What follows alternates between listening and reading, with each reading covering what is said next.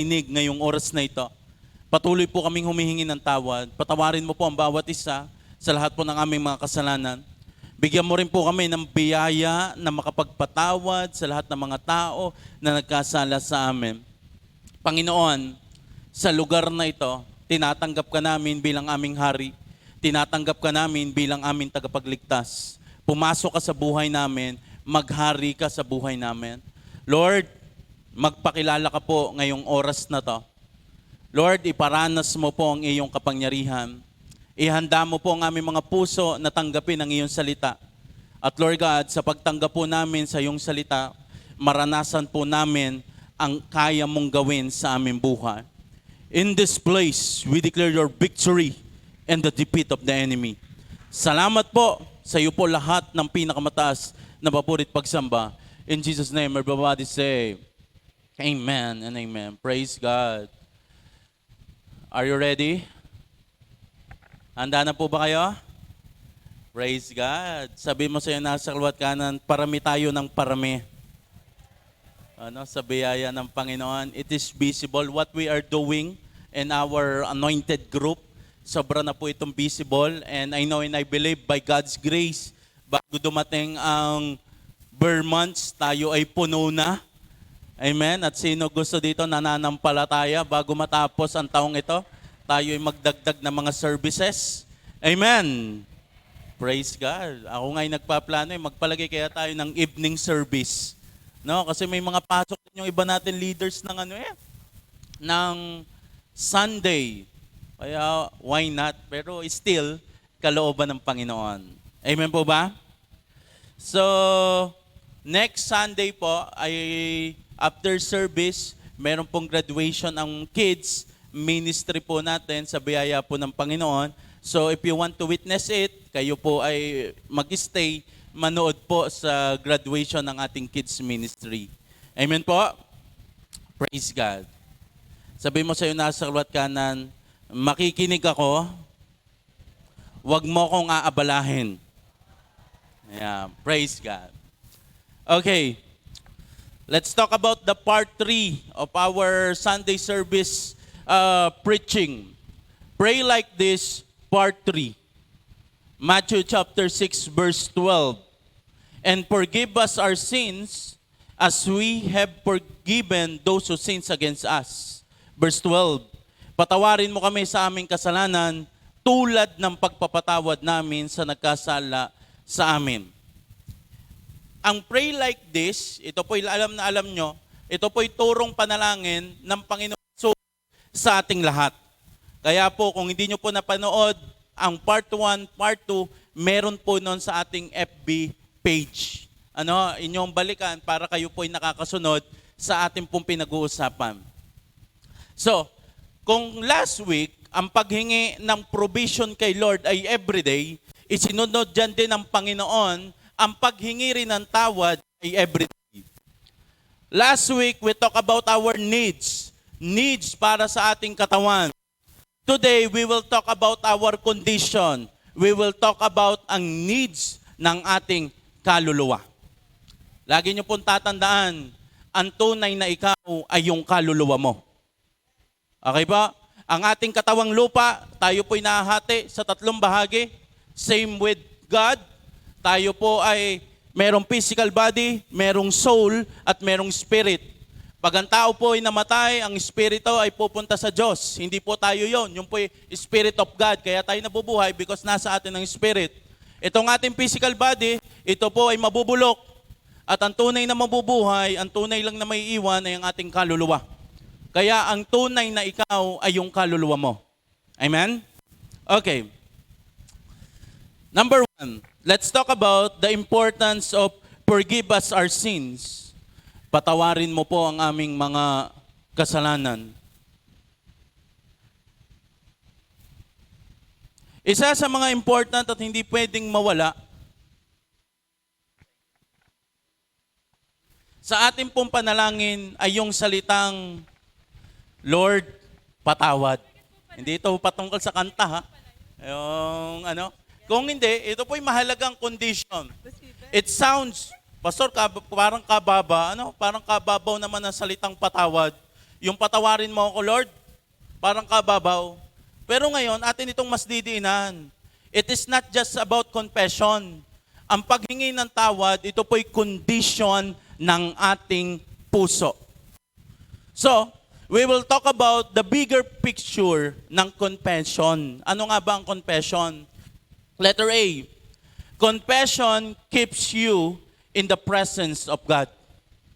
Ang paghingi mo ng tawad, ang dahilan kung bakit ikay nananatili sa presensya ng Diyos. Lagi nyo po, alam nyo na po ito, ang kasalanan ang nagiging wall. Kaya hindi tayo magkaroon ng access sa Diyos. At ang Panginoong Hesus ang naglilinis ng ating kasalanan. Pastor, paano tayo lilinisin? Si Lord ay handa. Ano ang kailangan nating respond? 1 John 1 verse 9. If we confess our sins, He is faithful and just, and He will forgive us our sins and purify us from all righteousness. Ang sabi ng Panginoon, ang Diyos ay handang magpatawad, pero may condition. If we confess.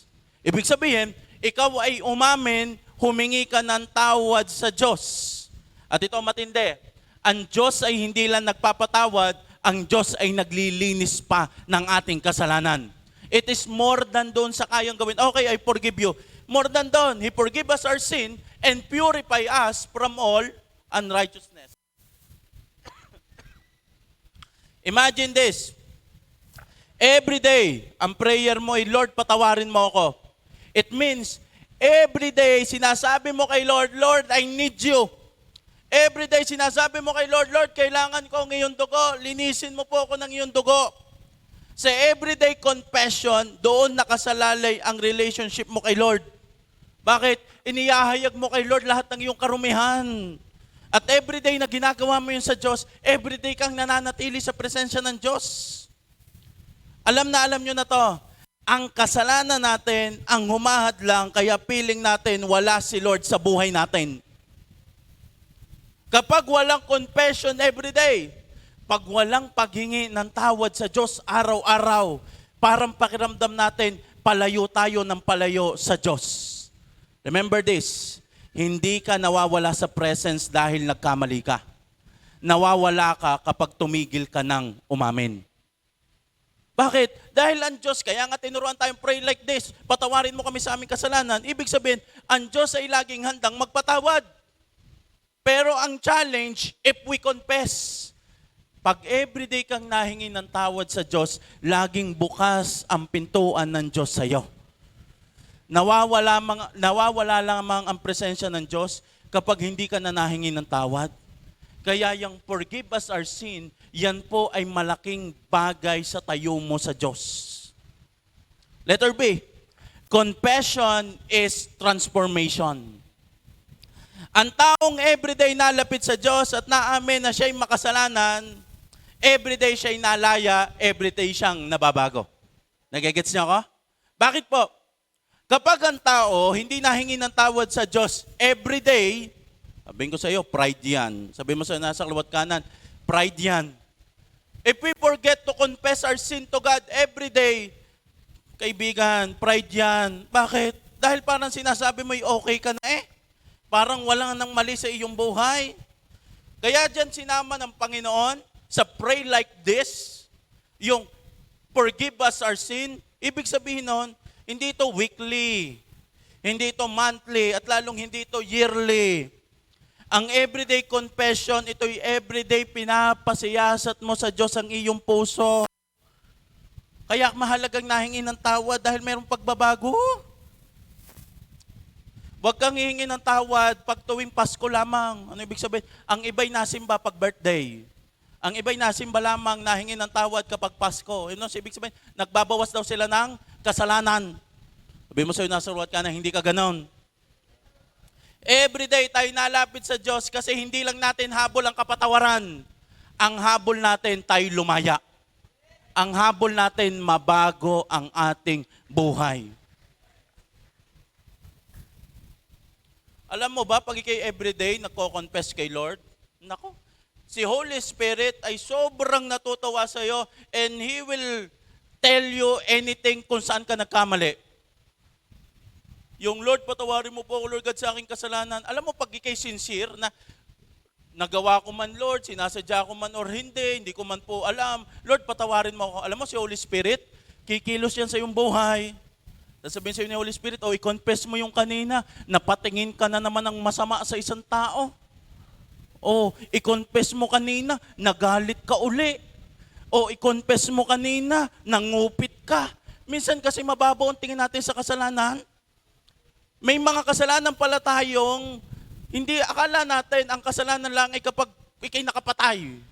Ganun lang kabigat ang tingin natin sa kasalanan. Pero every single day pala, yun na lamang hindi mo inuna ang Diyos. Di kay nagkasala na sa Panginoon.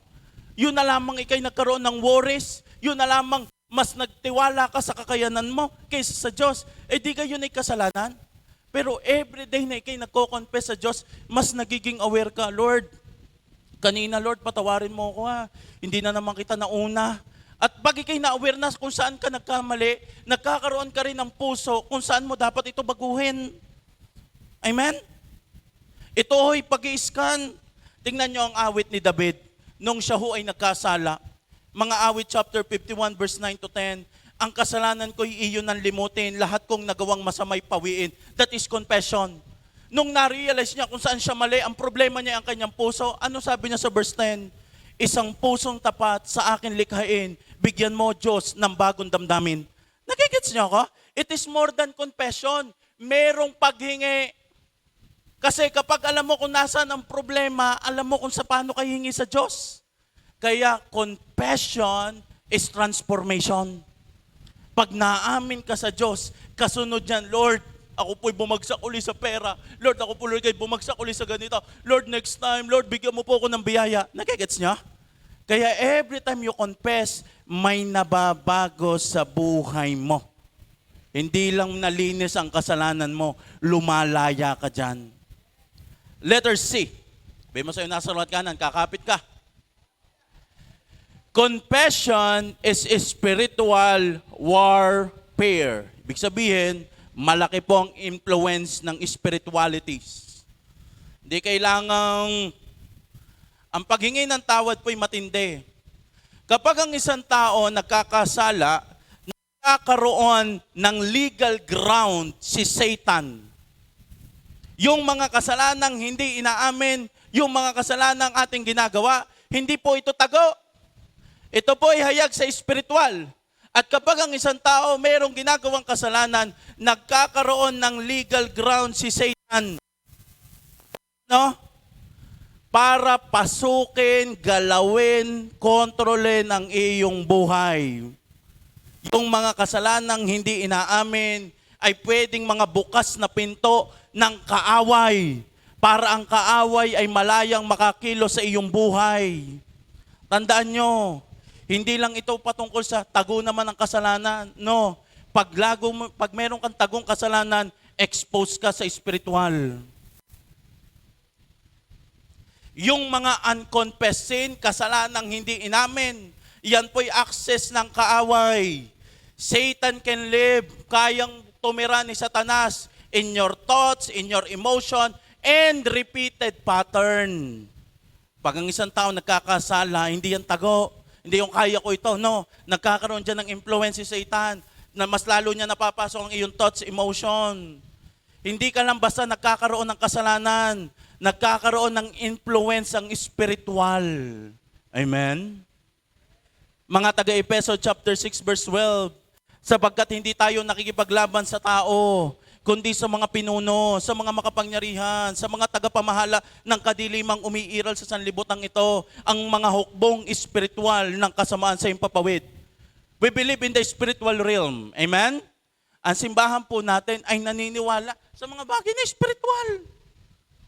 At tayo po'y nananampalataya at tayo po'y naniniwala na behind sa lahat na nangyayari dito, ang si Satan at ang kanyang hukbo ay mayroong mga spiritual forces na nakiki-influence. Kapag ang isang tao ay mayroong legal ground si Satan, ang taong ito'y may butas, ibig sabihin, kaya itong pasukin ng kaaway. Praise God. Sabi mo sa'yo, nasa luhat ka na, nasa tamang church ka. Bakit po? Ang ating pong church, sa biyaya ng Panginoon, not just to glorify this church, but to glorify the God of this church. Amen? Ang church po natin ay full gospel and apostolic church. Pag tinanong, ano gang simbahang iyong inaatinan? Itong iyong isasagot, ang simbahan pong aking inaatinan ay full gospel and apostolic church. Pag sinabing full gospel, lahat ng tinuturo natin mula Genesis hanggang Revelation, lahat ito nasa Bible. Amen. Ano pastor ang apostolic church? Ang apostolic church ay galing sa salitang apostol. Ibig sabihin, sa biyaya po ng Panginoon, ang simbahan natin ay naniniwala sa mga himalang kayang gawin ng Diyos. Ngayon, I will give you three green flag na magsasabing ang church ay apostolic church. Amen? Para at least kayo aware, baka kayo merong makausap, sasabihin, ganito ang church nyo, ganito ang church nyo. At least you are aware. Amen? Kung ano ba ang church na iyong pinuntahan. Unang-una, ito po'y full gospel. What we are teaching is kung ano lang ang sinabi ng Bible. Pangalawa, bakit po tayo apostolic church? Kasi tinanggap natin ang apostolic movement. Ano po ang apostolic movement? 2 Corinthians chapter 12, verse 12. Sabi ni Pablo, when I was with you, I certainly give you proof that I am apostles. Sabi ni Pablo, binigyan ko kayo ng katunayan na ako'y apostol. For I patiently did many signs, wonders, miracles among you. So ibig sabihin, ang sign ng isang apostol ay gumagawa ng himala. So ang ibig sabihin, kung ikaw ay nasa apostolic church, handa ka laging tumanggap ng himalang ginagawa ng Diyos sa iyong buhay. Sa biyaya po ng Panginoon, ilang beses na po tayong nakakita, on the spot, wala ang bukol, on the spot, lumalakad ang pilay, on the spot, nakakamulat ang bulag, ang pipay nakakapagsalita. Guys, sabihin mo sa'yo, nasa kaliwat kanan, sanay ang simbahan natin sa himala. God can do something, kaya ng Diyos kumilos. Naniniwala po tayo sa supernatural move ni Holy Spirit. Alam niyo po, ang ibang mga simbahan, hindi na sila naniniwala sa himala. No. Kung ano ang Diyos na binabasa natin sa Biblia, ay isang Diyos na nagmamanifest sa atin ngayon. Amen. Sabi mo sa'yo, nasa kaliwat kanan, may himala. Okay. Marami pa pong sinasabi sa Bible kung ano ang apostolic church. Pero bibigyan ko naman kayo ng sign ng isang church ay apostolic church based sa modern church requirements. Okay? So ibig sabihin, Biblia at saka ano. Alam niyo po ba, ang apostolic church ay church planter. Ibig sabihin, maraming mga daughter church. Sa biyaya po ng Diyos, ang inyo pong simbahang inaatinan, nationwide, worldwide, we are more than 375 churches. Alam niyo po, hindi lang po tayo sa Pilipinas, kahit po sa ibang bansa, name the country, name it. At sasabihin ko sa iyo, may malapit na JA1 dyan sa biyaya ng Panginoon. At higit sa lahat,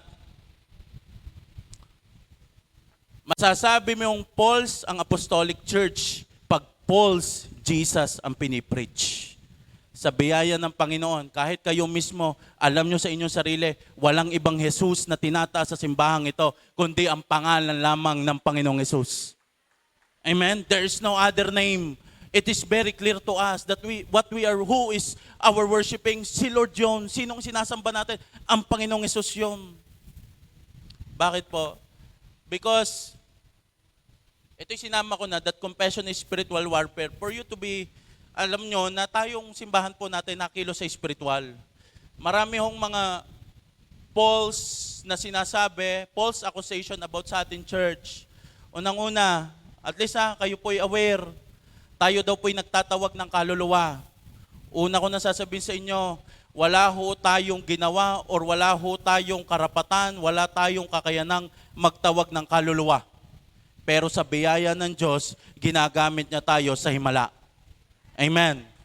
Dadating ang tao sa simbahan, dadating ang tao, ipapatawag tayo, merong sakit na hindi mai-explain ng doktor, may pupunta dito, merong panaginip na paulit-ulit, merong bandage ng kaaway, may kasalanan paulit-ulit, gustong lumaya. Pupunta dito sa church, ano gagawin? Ipagpe-pray sa biyaya ng Diyos, lalaya. Nung umalis ang karga, dala ang sakit. Are you getting the point? Kaya pala siya lagi meron nararamdaman sa biyaya ng Diyos nung naalis ang karga, kasamang naalis ang sakit. Church, sa biyaya po ng Panginoon, ha? Baka kayo meron maano. Our church po, sa biyaya ng Diyos, hindi ho tayo nagtatawag ng kaluluwa. At higit sa lahat, ang sabi sa book ng Deuteronomy, huwag kayong sasangguni. Ano ho, iba ang sasangguni sa kakausap. Ang sasangguni, tinitingnan mo na silang iyong guide. Kaya yun pinagbawal ng Diyos sa book of Deuteronomy. Kasi ang Israelite ay pupunta sa lugar na kung saan ang mga tao ay sanay na tumawag sa mga manghuhula, sanay na tumawag sa mga patay. At sasabihin, anong tatama? Yun ang ibig sabihin noon, ano ang aking future? Ako ba yayaman? Ano ang aking future? Ako ba'y makakapag-asawa pa ng pogi, mayaman, mabango? Ganun ang mga tanong. Kaya sabi ng Panginoon, huwag kayong sasangguni sa mga patay. Dahil ang patay, wala talaga yung alam sa future. Kung ano lang alam mo, yun lang din ang alam ng patay. Amen? Pero sa biyaya ng Panginoon, ha, ang church po natin na hindi ho tayo nagtatawag ng patay, baka hindi rin ho tayo nagpapapasok ng kaluluwa. Pag may nagsabing ganyan, sabihin nyo, baka ikaw.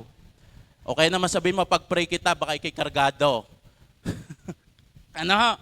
Para lang kayo aware. At lagi nyo tatandaan, ha, baka may magsabi sa inyo, ang church nyo ay nagpapapasok ng kaluluwa sa palaka. Walang ganon. Ha? Sabi mo, sobra na yun pag ganon na ang mga pakana. I am telling you this. Dahil po, gusto kong maging aware kayo what the Lord is doing in our church. Tayo po ay nakilos sa apostolic movement, sanay tayo sa himala. Kaya confession is a spiritual warfare. Balikan natin, Santiago chapter 5 verse 16. Kaya nga, ipagtapat ninyo sa inyong mga kapatid ang inyong mga kasalanan at ipanalangin nyo ang isa't isa upang kayo'y gumaling. Malaki ang nagagawa ng panalangin ng taong matuwid. Kung mapapansin nyo, kailangan mo someone na tutulong sa'yo para ikaw ay gumaling. At anong kailangan mong gawin? Kailangan mong mag-confess. Karamihan po sa ating pinagpe-pray, meron palang unforgiveness, meron palang ginawang kasalanan, meron palang hold si Satan sa kanyang buhay, kaya malaya si Satan nakakakilo sa buhay ng tao na iyon. May influence pala ng wickedness. At sa biyaya ng Diyos, pumunta, atin pong ipinag-pray. Tandaan niyo po, hindi lang din po ako. Every one of us here, sa biyaya ng Diyos, pwede kang gamitin ng Diyos sa himala. Amen. Kaya sabi doon, ipag-pray, i-confess upang gumaling. Dinadala ang sarili sa liwanag. Kaya yung everyday confession mo kay Lord, it is an act of war. Everyday sinasabi mo kay Lord ang iyong kasalanan. Ibig sabihin, everyday dinadala mo ang iyong kasalanan sa liwanag. Everyday sinisira mo ang lihim. At nagkakaroon ka ng kapangyarihan na makapag-resist sa temptation. At doon napasok na ang katotohanan. Kaya sabihin mo, hindi ka lang nahingi ng tawad. Nakikipaglaban ka, spiritual. Okay, lalalim tayo. Sabihin mo sa'yo nasa luwat kanan, kakapit ka. Number 2, why people don't ask for forgiveness? Bakit ang tao hindi nahingi ng kapatawaran? Kasi kung mapapansin natin, no, napakababaw po nung forgive us our sin. Pero nung nakita natin yung 1 to 3, malaki palang bagay ang paghingi ng tawad sa Diyos. So, bakit daw ang tao hindi nahingi ng kapatawaran? Sabi mo sa'yo, nasa ka, hindi ikaw ito. Ganito po ang kanilang most common reasons and lines. Letter A, normal naman ito. Kaya hindi nahingi ng tawad because of that thoughts. Ang tawag po dyan sa spiritual blind spot. Pinaka-basic pero pinaka-dangerous. Dahil ang katawan po natin ay nasa sinful nature, tayo po'y nabubuhay sa imperfect world, sanay na ang tao sa kasalanan. Kaya lagi siya sabi, normal na naman ito. The most common sin lang naman na pakiramdam nating mali kapag ikinakapatay. Yun na lang sa panahon ngayon. Pero everything, we normalize everything. People will tell, culture na ang standard, outdated na ang Bible. Normal na ito, lahat ginagawa na naman ito, wala nang masama. Wala naman tayong inaapakan tao. Ganyan ang mga salitaan.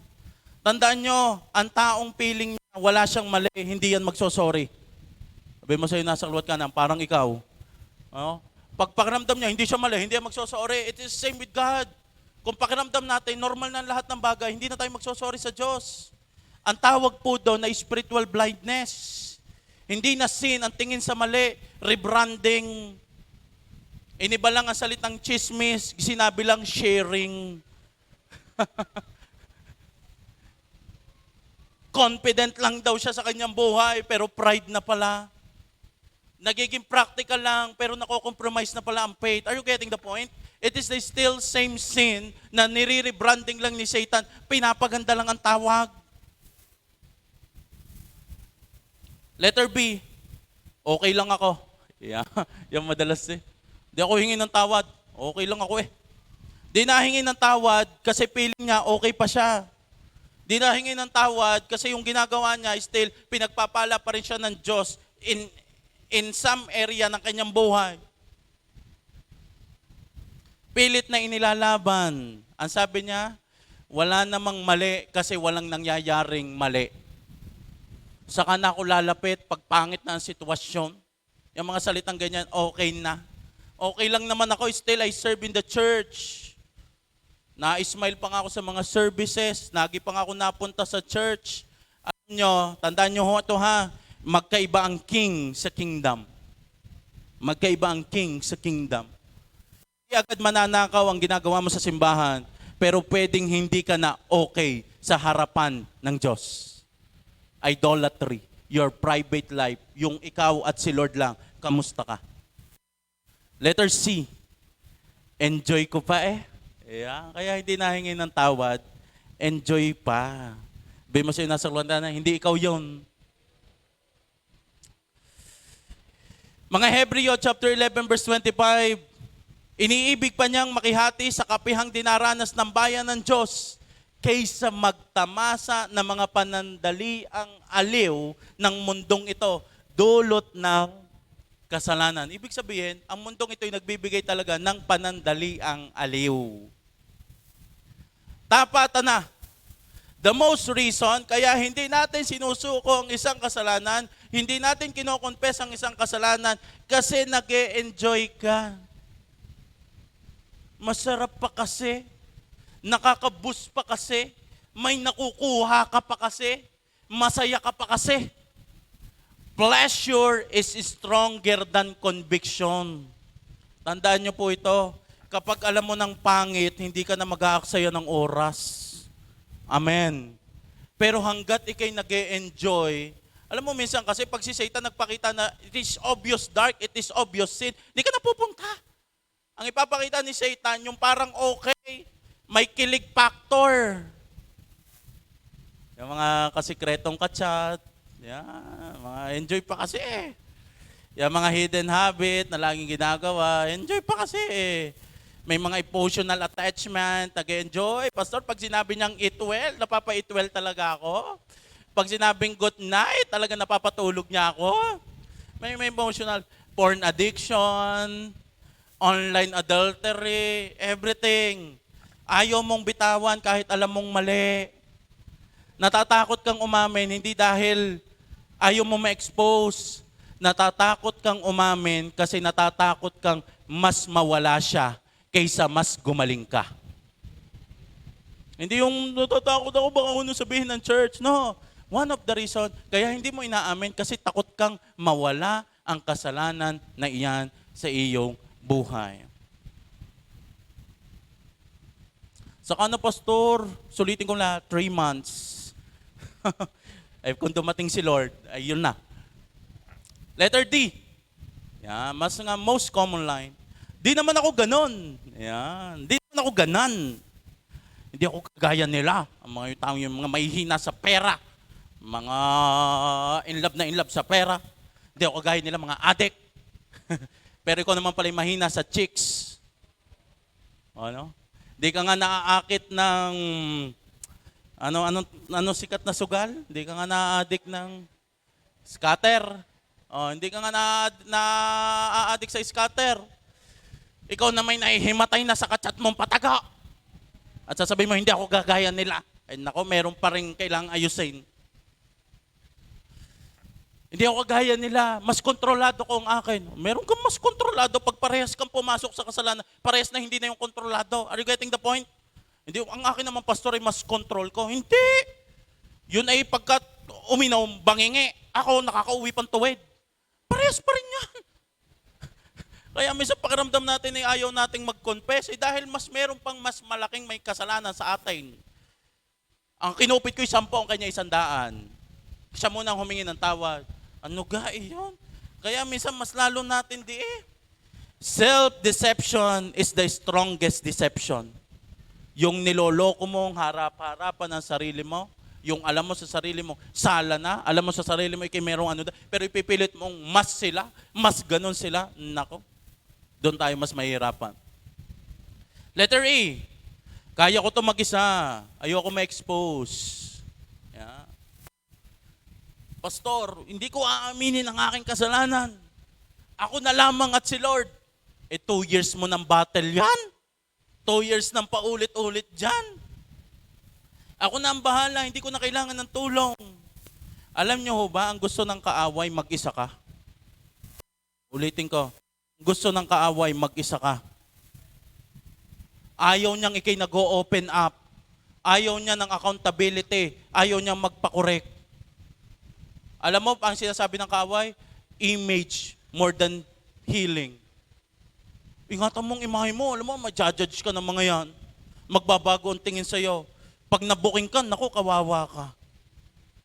Letter F. Ganito talaga ako, tao lang. Di nahingi ng tawad kasi tinanggap niya na siya na yan. Tao lang, sorry ho. Ganyan mga term. Your identity becomes your excuse para ikay magkasala. Example alam mo, ikay mainitin ng ulo. Hindi ako mainitin, sadyang ganito na ako. Eto na ako pagkasilang hanggang mamatay, eto na ako. Sabihin mo sa'yo nasa luwat kanan, galit ka pa din. Amen? Laging your identity, eto na ako Pasensya na, masakit magsalita, tamaan ng tamaan. Tol, nakakasakit ka. Hindi, your identity is not excuse para kayo magkasala. Lalaki lang, ganito talaga. Your identity is not excuse. Pastor, we are born this way. Alam mo, pag may nagsasabi sa'yo, we are born this way, isa lang ang sagot mo, kaya kailangan mong ma-born again. Because you are born that way. Mali ang pagkakapanganak sa'yo, kaya kailangan mong ipanganak muli. Amen? O baka yung katabi mo, lagi pa sinasabi sa'yo, ganito na ako, I'm born this way. Ma-born again ka na. Letter F. Wala na akong nararamdaman. Ito, masakit. Sanay na ako, hindi na nababothered pag meron nagagawa. Kaya it's become normal. Dati kinukonfess kay Lord, ngayon hindi na kinukonfess kay Lord kasi wala na naramdaman. Hindi ka nag-matured, namanhid. Dati nahihiya pa, ngayon mas ine-expose na. Dati sensitive pa sa sin, ngayon sensitive na lang pag siya'y kinukorek. Guys, biblical standard, listen to this. Masasabi mo na need mo ng confession kapag hindi na dito nakikita ang kabanalan ng Diyos. Whatever it is, ano man ang iyong ginagawa, sabihin mo mang, wala naman ito nakasulat sa Bible, sabihin mo mang, hindi ito may ginagawa ng lahat. Pero kung alam mo sa iyong sariling bumabangga ito sa kabanalan ng Diyos, you need confession. Ano pa? Yung mga hindi mo pagsunod sa kalooban ng Diyos. You need confession. Ang kasalanan mo ay hindi based sa feelings mo. Based ito sa standard ni Lord. Hindi ako hingi ng tawad kasi okay pa naman ako. It's not based on your feeling. It is based sa kung ano ang sinasabi ng Diyos. Pasok ang iyong thoughts, words, action, and even your motives. Iyan po ay kailangang pinapa-assess, pinapa-filter natin sa Diyos, inihingi natin ng tawad sa Diyos. Saka when you have Holy Spirit, sino dito naniniwala meron siyang banal na espiritu?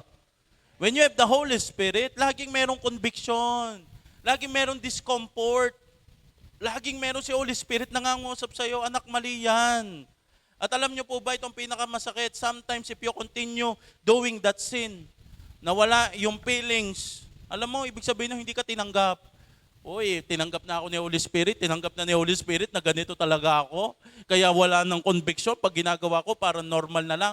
Alam niyo po, ang pinakamasakit na part doon, baka si Holy Spirit na mismo nawala. Kaya nawalang nararamdaman. Just like Samson. Si Samson, pakiramdam niya lagi, kaya siyang iligtas ng tukso eh. Kasi every time na siya'y tinatali, siya'y nakakaligtas. Pero hanggang sa dumating ang times, nung naalis sa kanya ang banal na espiritu, hindi niya na pala kayang iligtas ang kanyang sarili. Kaya sabi mo sa kaliwat kanan, dapat meron ka pa rin nararamdaman.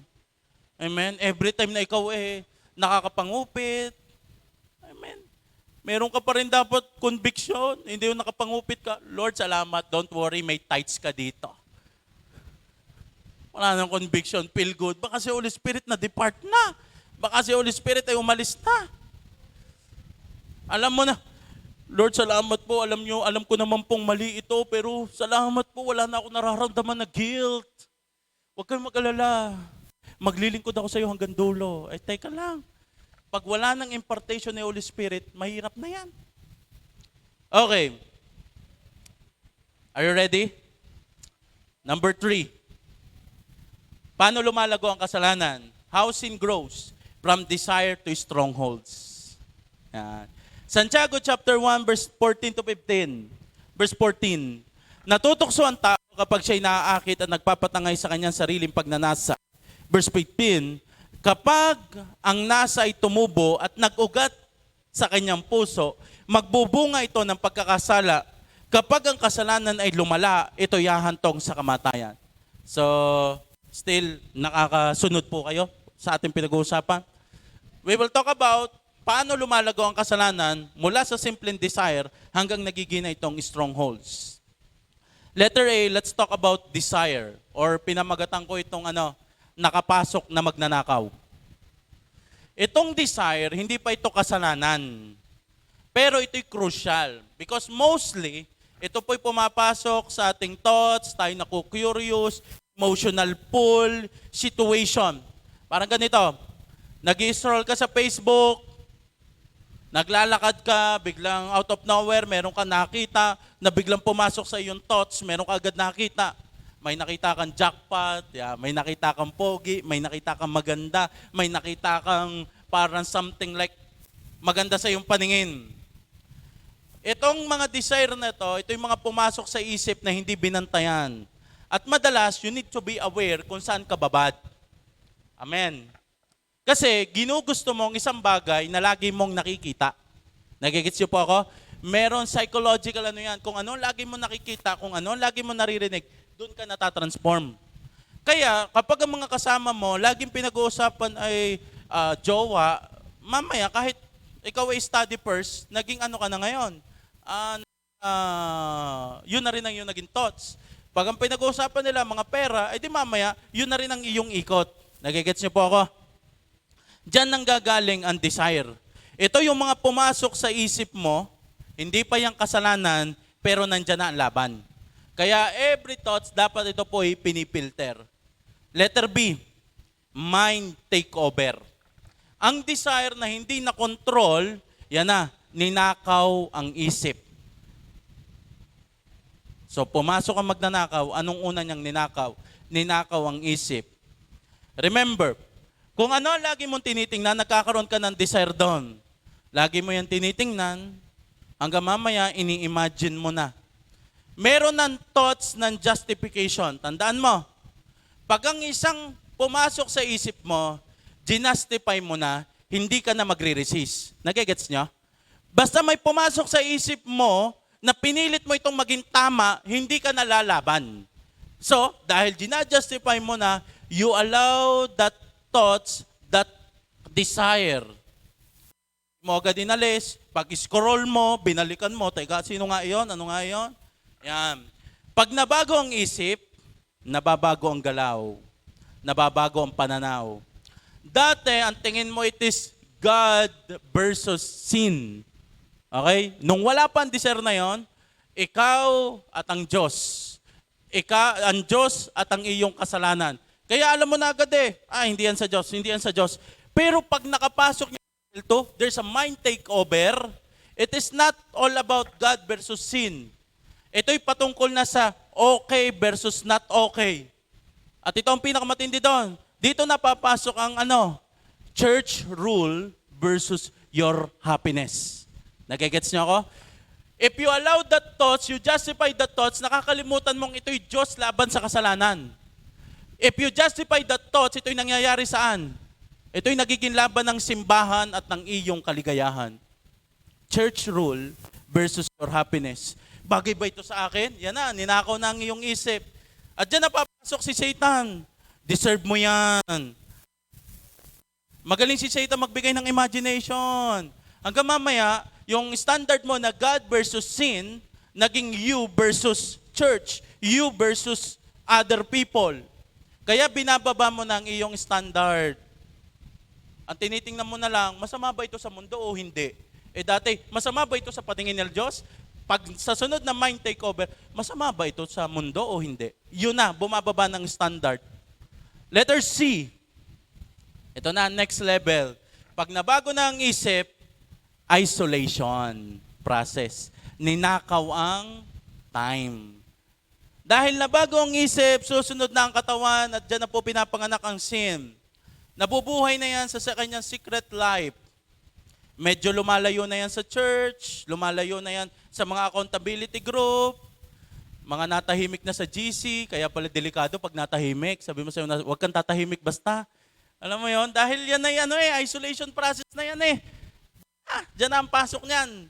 Natahimik na, always na nakapo, nananakaw na ang prayer, naalis na sa accountability, ayaw na mag-open up. Kaya minsan, i-check mo yung sarili, ako nasa level ka na.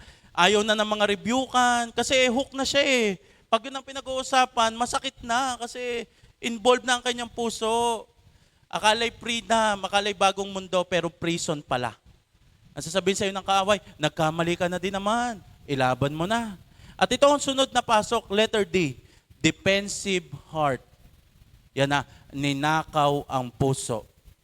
Kasi nahook ka na nung kasalanan na yon, nahook na ng kasalanan na yon ang tao na yon, eto na yan, lahat ng bumangga, giba. Yan ang isang matibay na level.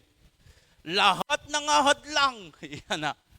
Kahit ano pa yan, kahit sino pa yan, iwan pati pamilya. Talaga. Pagka nandyan na sa defensive heart, yan ninakaw ng puso, iwan na lahat. Nandun na sa level na yon. Sadyang hahanap yan ng mas matindi. Alam nyo, most common term pag ganito na ang puso, pinaglalaban na nila ang church hurt. Sinaktan ako ng simbahan. Toxic ang mga tao sa simbahan.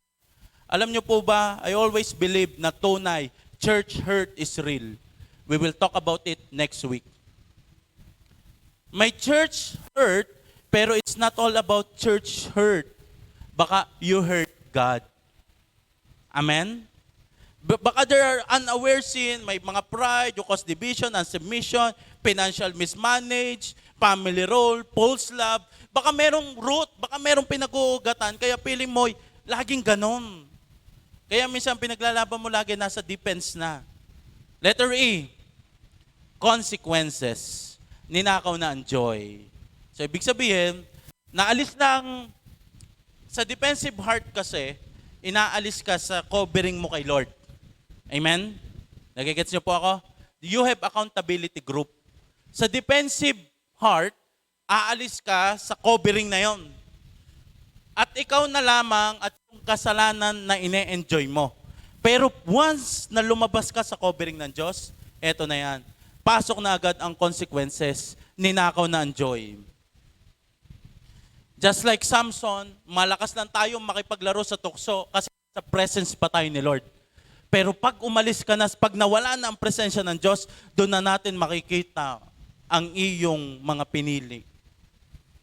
Kapag naalis na ang presensya ng Diyos, makikita mo na ang consequences. Mas masaya ka kasi nawala ka, pero parang may mali.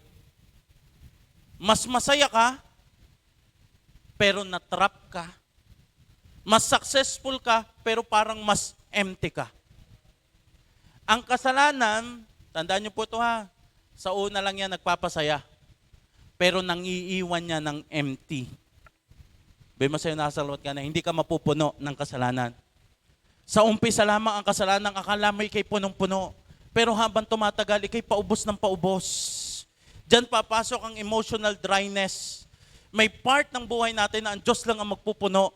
At kapag umalis ka sa presensya ng Diyos at pinili mo ang kasalanang ito, na alam mong hindi kalooban ng Diyos, merong parte sa puso natin na mawawala. At pilit niyang hahanapin ng tao na yon sa mundong ito, nasaan yung joy na yon, nasaan yung satisfaction na yon, nasaan yung mga bagay na ito.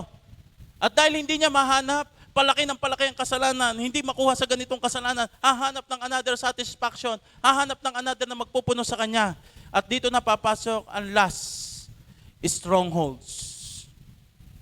Ninakaw na future. Dahil naalis ka na, alam mo, ang gagawin ng kaaway, aalisin ka sa presensya ng Diyos. At kapag naalis ka na niya sa presensya ng Diyos, wala na, kokontrolling ka na niya. Same cycle. You feel empty, kukuha ka ng pleasurable things sa mundong ito, pansamantala, mapupuno ka, mamaya empty ka na uli, hindi ka na uli satisfied.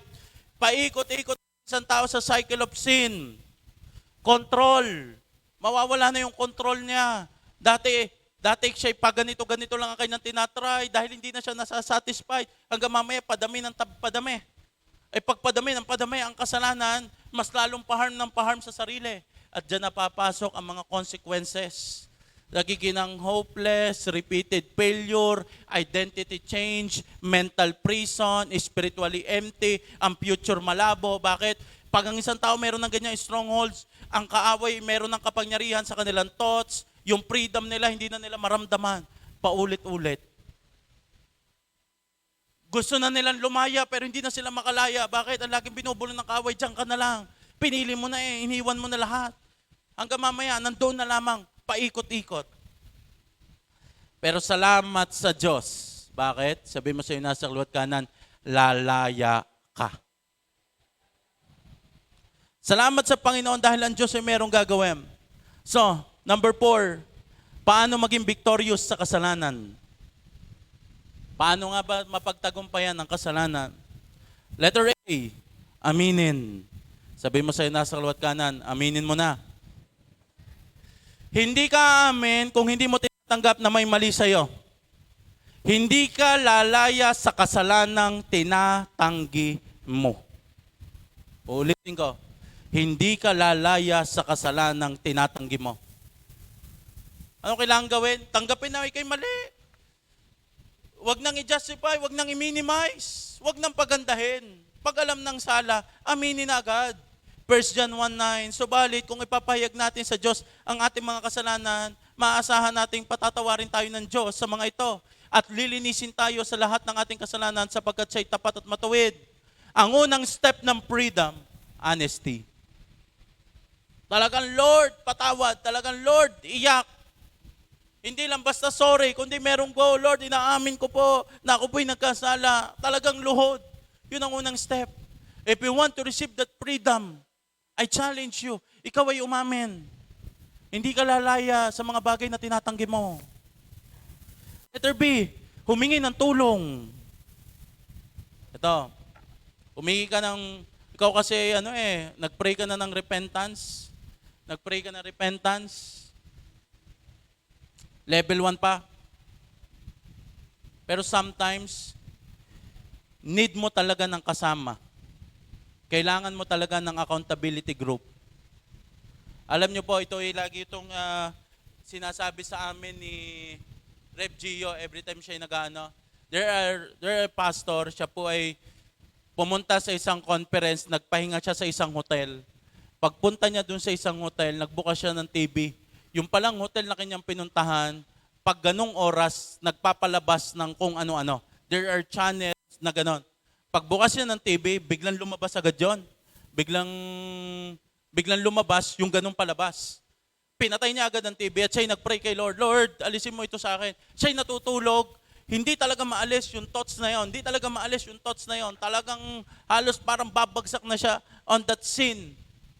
Alam niyo ang kanyang ginawa? Tumawag siya sa kanyang co-pastor. Tumawag siya sa kanyang mentor. At siya'y nagsabi, may glimpse akong nakita regarding sa ganito.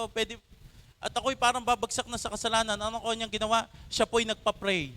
Sa biyaya ng Diyos, after siya ipag-pray na alis ang thoughts na yon, hindi natuloy ang kasalanan.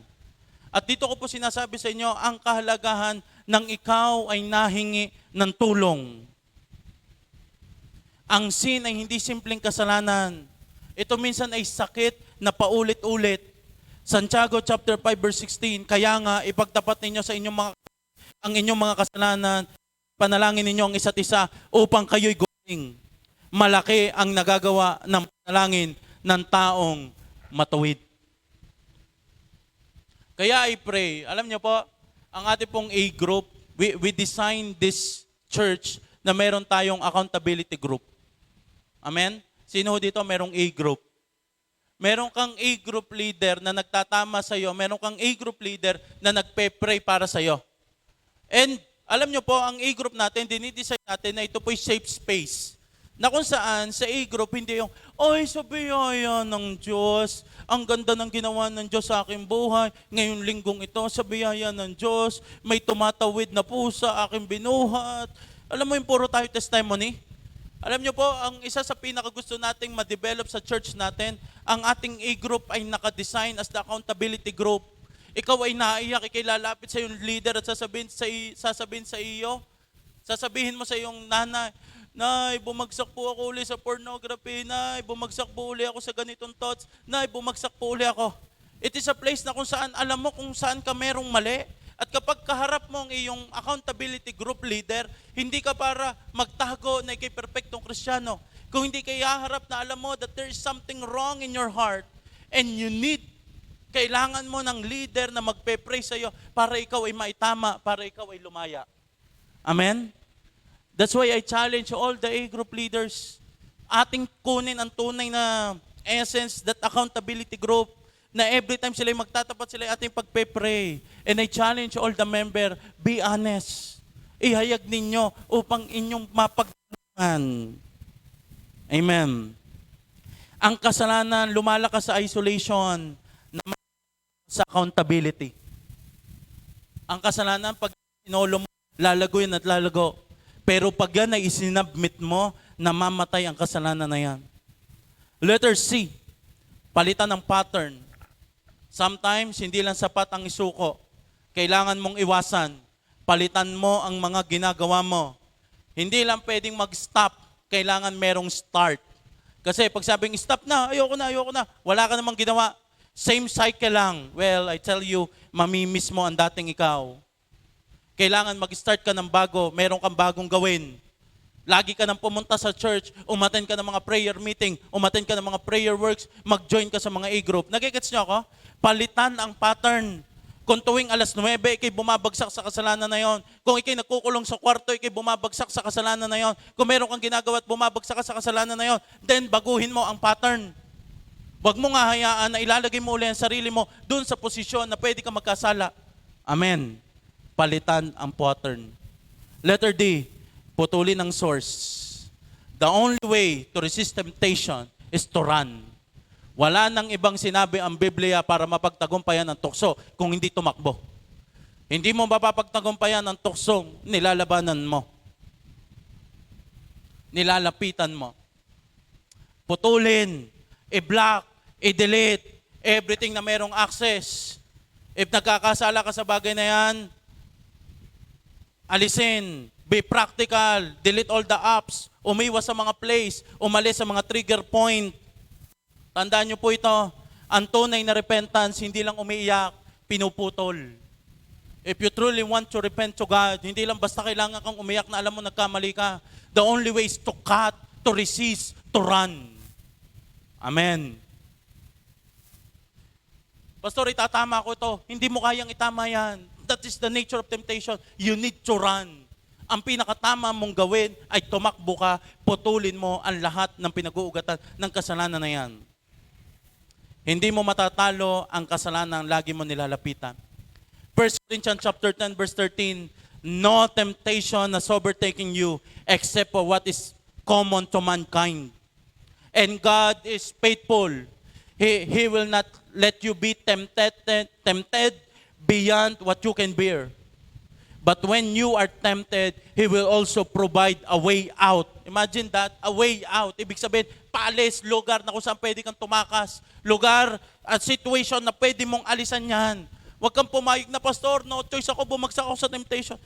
Do you think you will allow that? Papayag ka na. Wala kang daan, papalabas sa tukso. Para kang pinain ng Diyos sa kasalanan. Para kang pinain ng Diyos sa kamatayan. God is faithful. Laging merong daan. Lagi kang merong kakayanan to resist. Laging merong biyaya na pwede mong ikat ang lahat ng bagay, tao, sitwasyon na nagpapabagal at kumakapit upang hindi ka makapaglingkod sa Diyos. 3. Die to self every day. We're living in our unperfect world, sinful nature. Araw-araw papatayin mo ang iyong sarili. Alam niyo ho ba, kaya ka minsan pumapasok sa kasalanan dahil merong self. Meron self. Gusto ito ng iyong sarili. Gusto ito ng iyong katawan lupa. Gusto nito ng mga pleasurable things. Kaya everyday ang gagawin mo, pinapako mo ang iyong sarili. Everyday na ikaw ay lalaban. Everyday, lagi mo sasabihin, ayaw mo na dyan. Galatians 2:20, I have been crucified with Christ and I no longer live. Kasama na akong pinako ng Diyos. At hindi na ikaw nabubuhay sa iyong buhay. Christ lives in you. Sabihin mo sa iyo nasa krus ka na, wala na ang dating ikaw. Tama ba? Ang Diyos na, ang Panginoong Hesus na mabubuhay na sa iyo.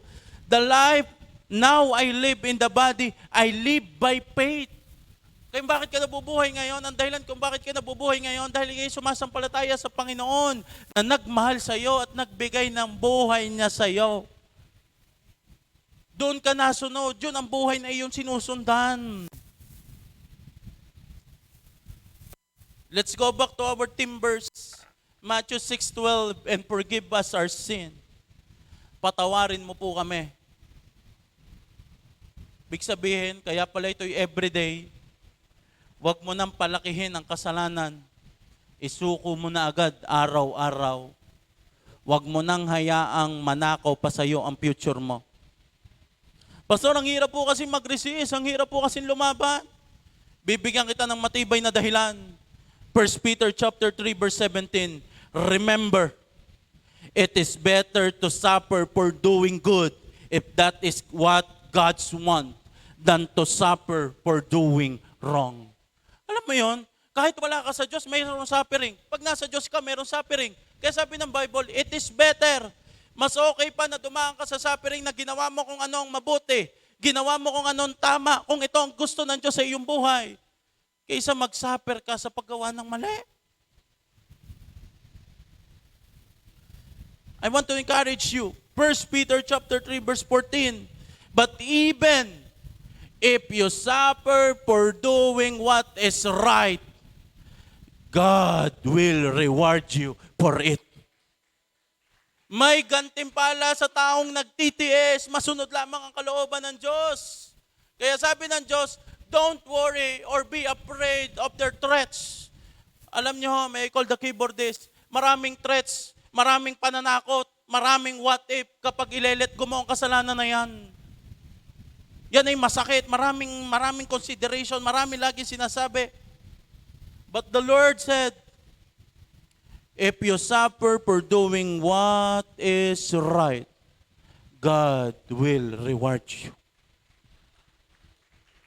Do not worry. Do not be afraid. Ngayon, itatama natin. Alam niyo ho ba? We believe in the power and the spirituality. Ang daming control ni Satan kapag ang isang tao, meron siya nagagawang kasalanan. And sometimes, baka kaya hindi pa nadating ang answered prayer mo.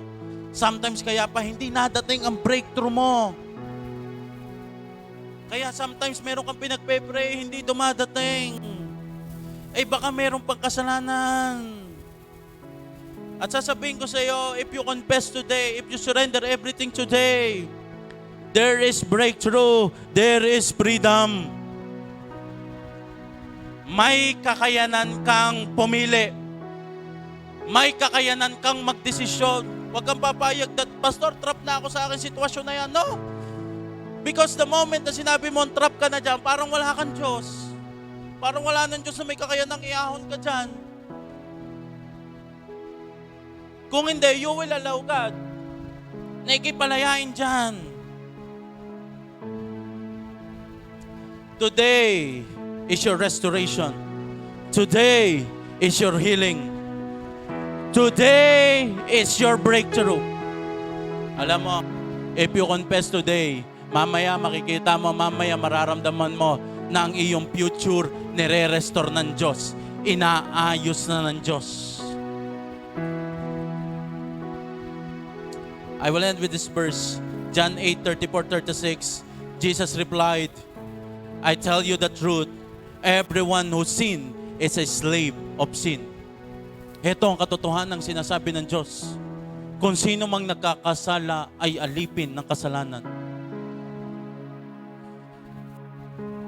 Verse 35, a slave is not a permanent member of the family, but a son is the part of the family forever. Alam mo, pag di kayo alipin ng kasalanan, kay slave, ibig sabihin you are not member of the family. Pero pag tinanggap mo ang Diyos na parte ng pamilya, ano sabi on the verse 36? So if the Son set you free, you are truly free. Sasabihin ko sa iyo ngayong oras na to, kapag dinisermong palayain ka ng Diyos sa mga bagay na nag-hold sa iyo, you are truly free. If you allow Jesus, if you surrender everything to Jesus, if you confess everything to Jesus, the Son will set you free and you will truly free. Tunay kang palalayain ng Diyos. It is not a fake emotion. Pastor, mamaya pag uwi ko, babalik ulit ako sa kasalanan na yon. Mamaya, Pastor, dadating ulit yung trigger point. Matagal ko na yung isinuko. But now, I want you to live in truth. Mabuhay ka sa katotohanan. If the Son set you free, you are truly free. Ngayong oras na to, tunay kang palalayain ng Diyos. And the Lord will reward you for it. Marami na ako nakikita ngayong oras na ito. Nararamdaman ko na ito in my spirit. Today, there is a instant healing. Merong masakit sa iyo. Merong ka nararamdamang masakit sa iyo. And the key, confess. You allow the Holy Spirit, Lord, saan ba talaga ako may mali? Holy Spirit, don't justify sin. Don't minimize. Tanggapin mo that there's something in your life na kailangan mong ipabago sa Diyos. At alam mo, pag inamin mo yon, mawawala ng access si Satanas. Papasok ang kaluwalhatian ng Diyos, dadaloy ang kagalingan. At ito pa, nararamdaman ko na ito. Hindi lang ikaw mare-restore, even your family. Even your family. At ito matindi. Merong blessing na nakahanda na ang Diyos. Merong pagpapalang nakahanda na ang Panginoon. At isang confession lang ang kailangan mo. And you will receive that blessing. You will receive promotion. You will receive that breakthrough. And you know what? Nakakita ako ngayon, nakakaramdam ako ngayon ng mga chain na mababasag, mawawasak. I don't know kung ano ang meron sa iyong silent, sa iyong private life. But one thing is for sure, alam mo kung saan ka alipin at sinasabi sa iyo ng Diyos, the Son will set you free today and you will truly free every day. So, I invite everyone, may please stand.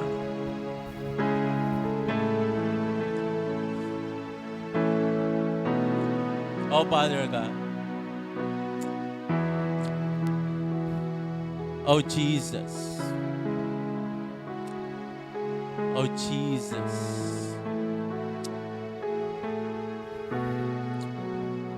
Lord, bigyan mo kami ng biyaya. I challenge you. Close your eyes and bow your head. with full of humility, humbleness. Alam mo sa iyong sarili na there's something wrong. Baka namanhid ka na lang. Or baka you're still justifying it. Oh, Holy Spirit, ilagay mo po sa aming isip, ilagay mo po sa aming puso ngayong oras na ito.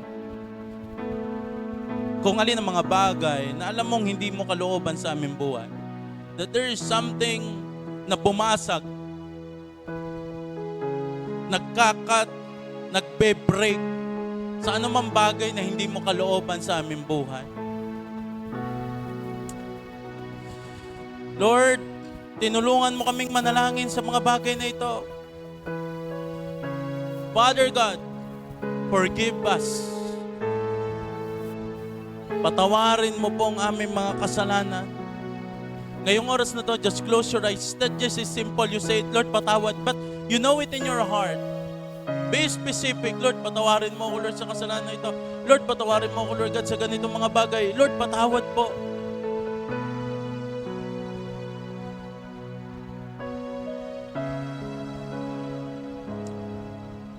Come on, confess.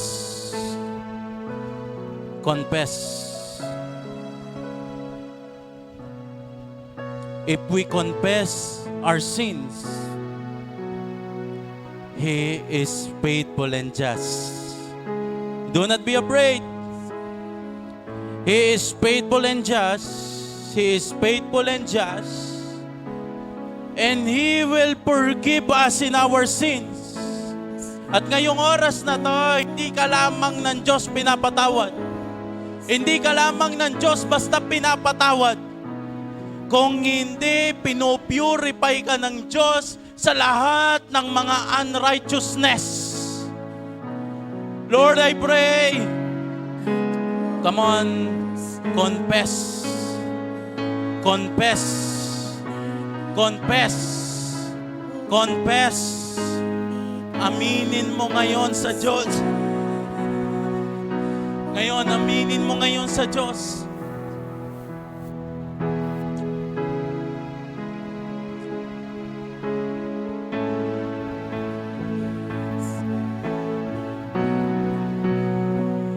Tell everything to God.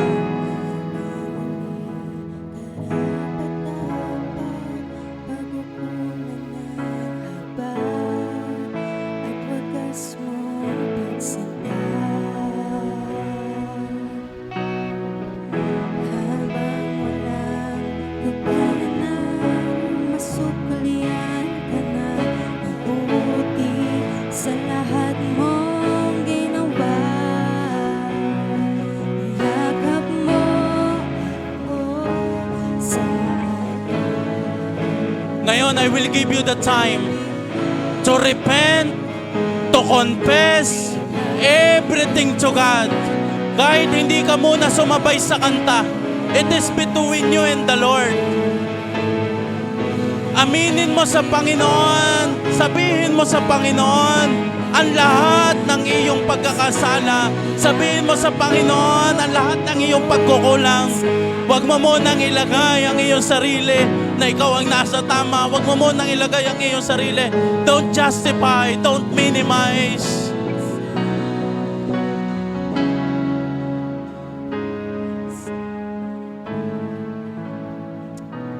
Come on, confess. Come on, just close your eyes. Confess everything.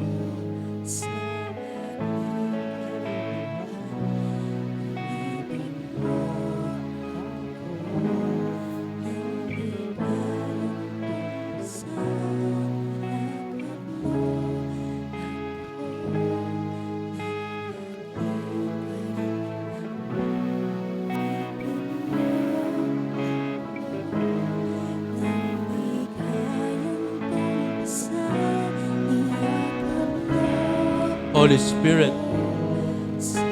move, dwell, touch. Lord, as we confess our sin, there is freedom right now. As we confess our sin, ikaw na kasalanan na kumokontrol. Ikaw na kasalanan na naglalagay ng sakit, karamdaman, nakikialam sa pattern. Ikaw na kasalanang nagtatago sa isip, kasalanang nagtatago sa puso, kasalanang nagtatago sa lahat ng pagkatao. Whatever kind of chain you are, what kind of strongholds you are, in the name of Jesus, I rebuke you right now. Come on, confess, there is healing. Come on, confess, there is freedom. Come on, confess, there is breakthrough. There is breakthrough. There is restoration.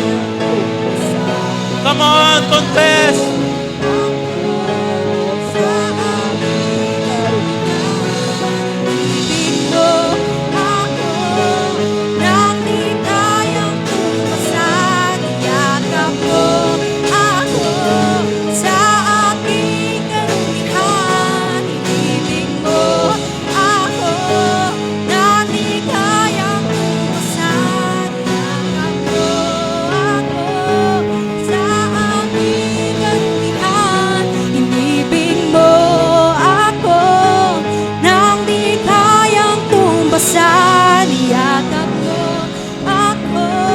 Just raise your hand.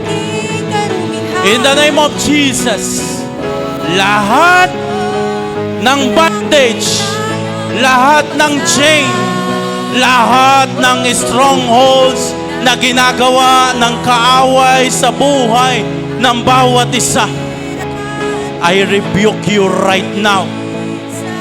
In Jesus' name, there is freedom today. Blood of Jesus, blow. Blood of Jesus, blow in this place. Blood of Jesus, saturate this place.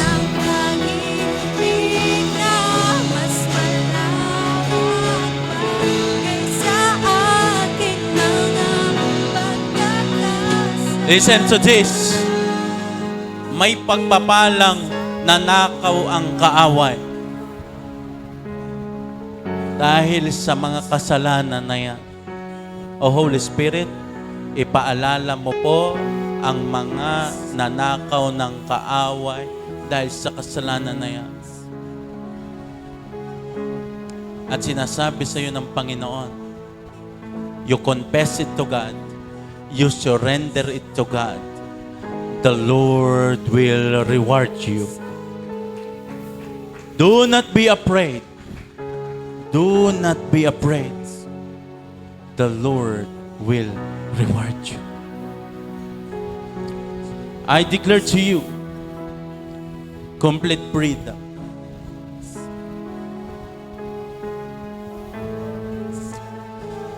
So if the Son set you free, you are truly free. There is a doubt. Nararamdaman ko, meron dito nagdududa, Pastor, parang pag-uwi ko, babagsak uli ako. Pastor, parang uulit ako. No! Believe it! Manampalataya ka. If the Son set you free, you are truly free. And I declare freedom to you. I declare complete freedom to you. I declare deliverance. I declare inner healing. I declare restoration. In the mighty name of Jesus. In the mighty name of Jesus. Come on, just at least 1 minute. Hanap ka ng partner mo. Pray for that person. Pray for that person. Sige, yung katabi mo, itap mo, yan mo, pray for that person.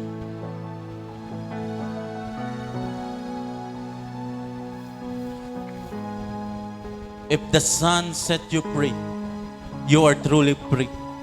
Declare complete freedom. Declare restoration.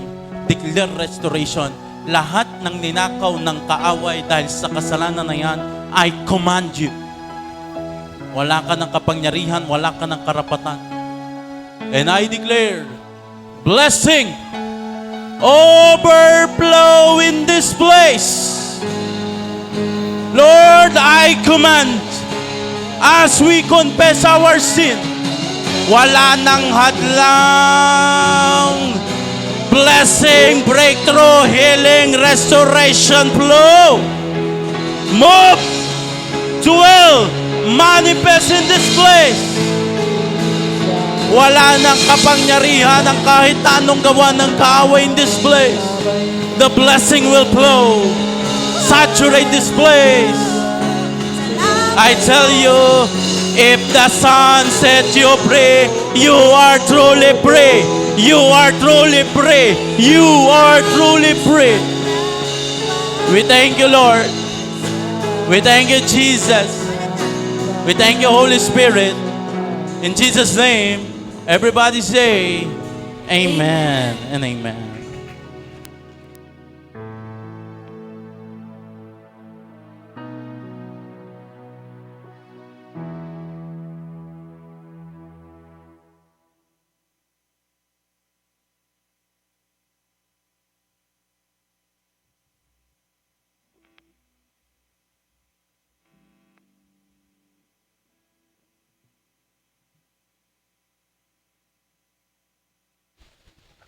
Praise. So, proceed po tayo sa ating tithes and offering. Okay po. So, okay na po ba ang lahat? So, biyaya po ng Diyos. Okay. So, tayo po ay sa tithes and offering. So, bakit nga ba po tayo nagbibigay? Ano po yung tithes at saka ang offering? So, ang tithes po, ito po yung 10% ng ating resources na ibinabalik po natin kay Lord dahil po tayo ay pinagpala na. At naiuna na po ng Diyos ang blessing po sa atin. Then ang offering po, ito po ay kusang handog po natin na ibinibigay. Ang tithes po, ayun ay po matatagpuan po natin sa Malakay 3:10 na kung saan po dinadala po natin ang ating buong ikapo. Lahat po ng mga pinagkukuhanan, yun po yung sa tithes. At sa offering naman po, yan ay matatagpuan po natin sa 2 Corinto 9 verse 7 na kung saan nagbibigay po tayo ng may kasiyahan at walang halong bigat sa ating mga puso. So, nagbibigay po tayo ng ating ikapo at ng ating offering dahil po pinapakilala po natin na ang Diyos na siya po ang pinagmumulan ng meron ng bagay na lahat dito sa mundo. No, kahit even po na kahit tayo yung nagwo-work, even na kahit po tayo yung napapagod sa ating mga trabaho, pero yung strength na iyon ay nanggagaling kay Lord kung bakit tayo nakakatanggap. So as in lahat-lahat po ng pinagmumulan kung bakit po tayo nagkakaroon ng resources ay yun po ay galing po lahat sa Diyos. Tayo ay ginagamit lamang po at pinagkakatiwalaan na kung paano po natin ibalik sa Kanya yung 10%. At ito po ay tanda rin ng pagtitiwala po natin sa Kanya.